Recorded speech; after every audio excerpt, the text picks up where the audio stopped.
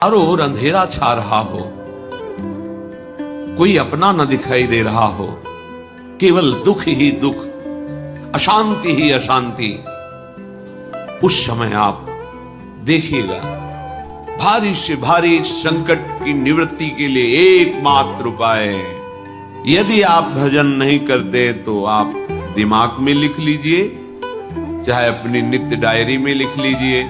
आप एक बात पर विश्वास कर लीजिए कि आपको कोई भी सुखी नहीं कर सकता। यदि आपको कोई सुखी कर सकता है तो आप हैं। बिल्कुल घनीभूत अर्थात ठोस बात है, इसे समझ लेना। यदि आप अपने विचार के द्वारा, विवेक के द्वारा अधर्माचरणों का त्याग करके धर्म पूर्वक जीवन व्यतीत करते हुए भगवान नाम जप करते हैं, तो पूर्व पाप कर्म के अनुसार जब देह रचा गया तो उसमें जो प्रारब्ध दुख सुख का है वो तो आएगा, पर आपको परास्त नहीं कर पाएगा। और आगे आपके लिए महासुख है जो दुख और सुख दोनों से परे है। अखंड प्रसन्नता, अखंड आनंद, वो केवल आपके करने से होगा। उपदेश मिल सकते हैं, मार्ग बताया जा सकता है, आपको सहयोग मिल सकता है, पर चलना आपको होगा। यदि आप नहीं चले तो ये कहीं भ्रम हो कि मैं कहीं जाऊं और मेरी दुख निवृत्ति हो जाए, तो इस भ्रम को छोड़ देना। क्योंकि हम आप तो बहुत छोटे जीव हैं, अर्थात बहुत लघु तपस्या, लघु पुण्य वाले हैं। हम उन महापुरुषों की बात करते हैं जिन्होंने आजीवन ऐसा तप संचय किया, फिर भी उनके शरीर में भारी से भारी दुख देखे गए। ये दुख और सुख एक भ्रमात्मक इंद्रजाल है माया का, ना दुख है न सुख है। जैसे जो सपने सिर काटे कोई, बिन जागे दुख दूर न होई। ऐसे स्वप्न में तुम चक्रवर्ती सम्राट बन जाओ तो जगने पर तुम थोड़ी रहोगे, तुम जो हो वही होगे। हम भगवान के चिदानंद अंश हैं। ये भूलकर हम अपने को स्त्री पुरुष, अच्छा बुरा, धनी निर्धन, दुखी सुखी आदि आदि बहुत सा प्रपंच है, इसे हम अपने दिमाग में बैठा लिया है।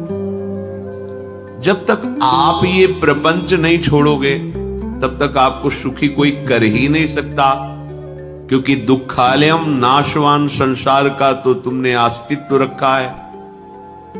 अगर ये किसी के दूर करने से होता तो स्वयं जगत गुरु परब्रह्म परमात्म तत्व भगवान श्री कृष्ण सामने हैं, और मोह मद मत्सर अपमान निंदा ये सब ताप पहुंचाते हैं।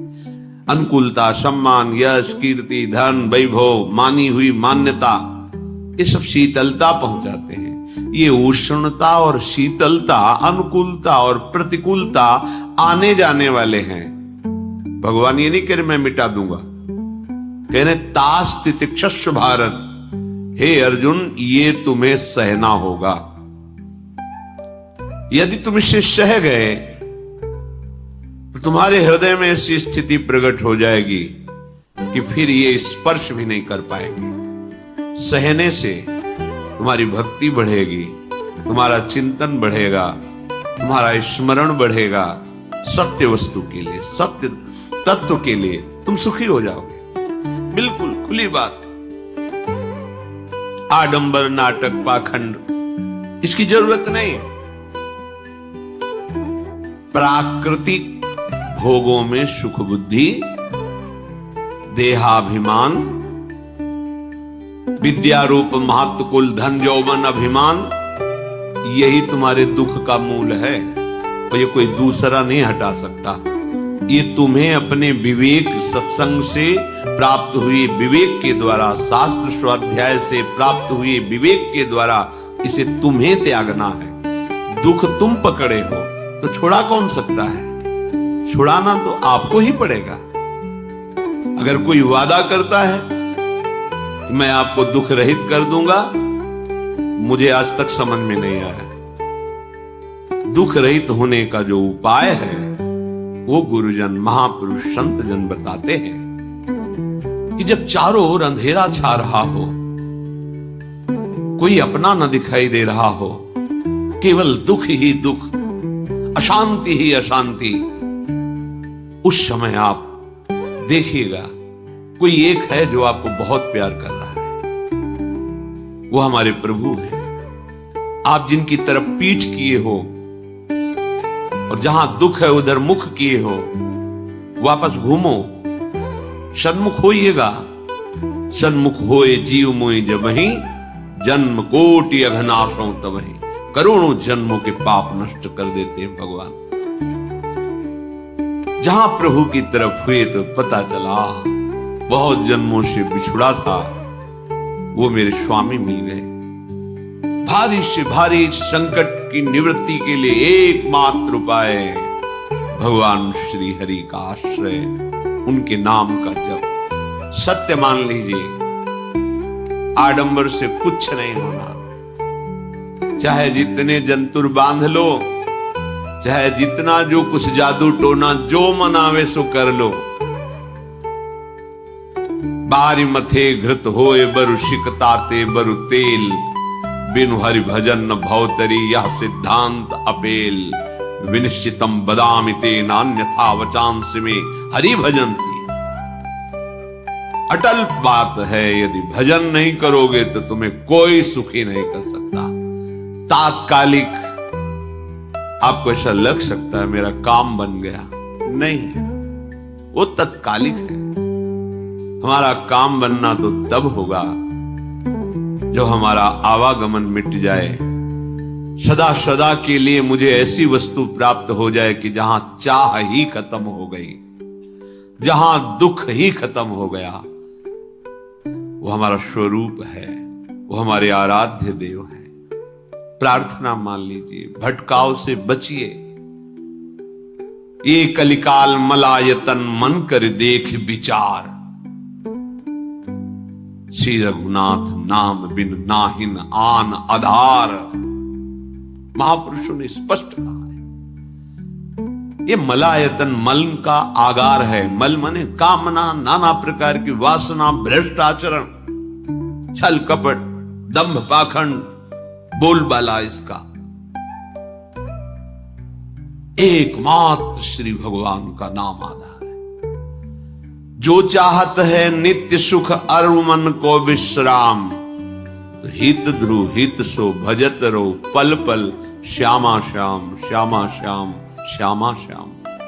यदि सच्चिदानंद शाश्वत सुख चाहते हो, जहां से कभी हटना ना पड़े, केवल सुख ही सुख है, आनंद ही आनंद है, और मन का विश्राम चाहते हो कि भाग दौड़ मन की मिट जाए, तो बस प्रेम से बोलते रहो श्यामा श्याम श्यामा श्याम, राधे श्याम, राधा राधा राधा वल्लभ। ये बड़ी शोध करके महापुरुषों ने बात कही है। यदि आप भजन नहीं करते तो आप दिमाग में लिख लीजिए, चाहे अपनी नित्य डायरी में लिख लीजिए, जो आप दिनचर्या लिखते हैं। आपको कहीं भी कभी भी कोई भी सुखी नहीं कर सकता। गांठ बांध लीजिए, भटकने की जरूरत नहीं है। और यदि नाम जप करने लगे, धर्माचरण करने लगे, तो तुम आशीर्वाद देने वाले बन जाओगे। सातरति सातरति सा लोकांतारयति। ध्यान दीजिए, वो तर जाता है, वह तर जाता है, वो लोकों को तार देता है। जब पृथ्वी में भयंकर पापाचरण की वृद्धि हुई, असुरों के द्वारा प्रेरित होकर के जहां भी धर्माचरण, नाम कीर्तन, यज्ञ, हवन, होम, ऋषि मुनि विध्वंस कर दो, क्या हुआ? कोई दूसरा दिखाई दिया क्या? नहीं, किसी की सामर्थ्य नहीं थी। सब मिलकर के ब्रह्मा जी के पास गए, जो ईश्वर कोटि के महापुरुष। सबने ब्रह्मा जी से प्रार्थना की।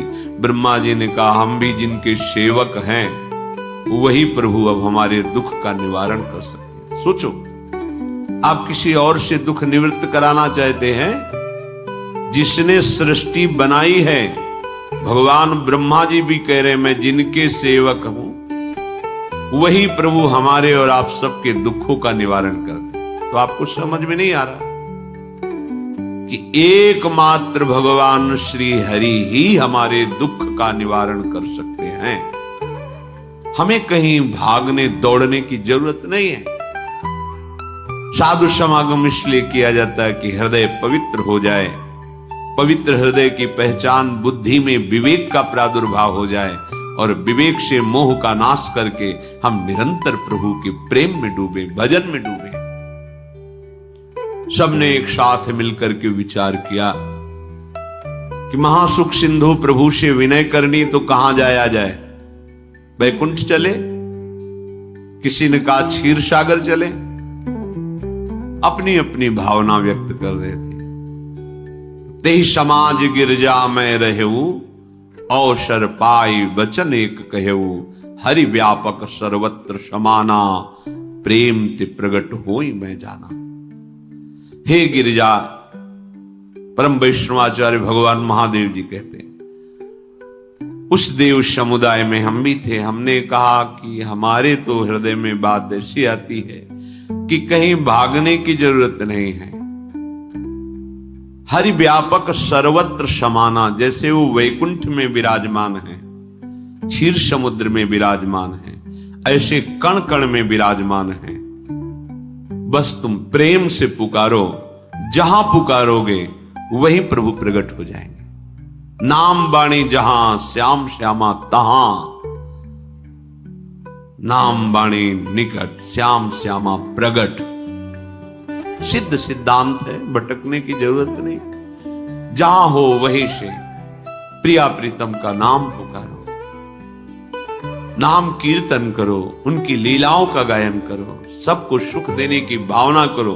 देखो तुम्हारी दृष्टि बदलती चली जाएगी, भगवत साक्षात्कार करने की योग्यता आने लगेगी।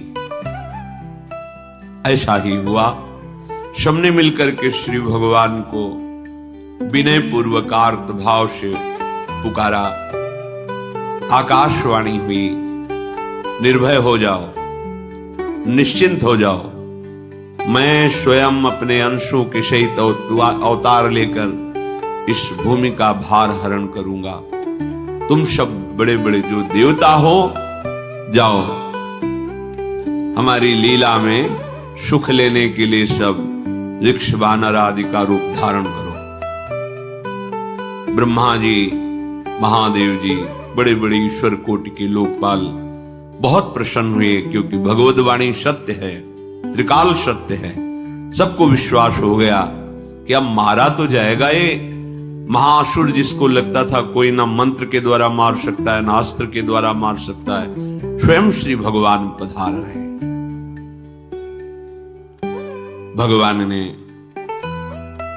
जो निरंतर भजन प्राण रहते हैं, कश्यप जी, अदिति जी, वो भगवान के वात्सल्य में भरे थे।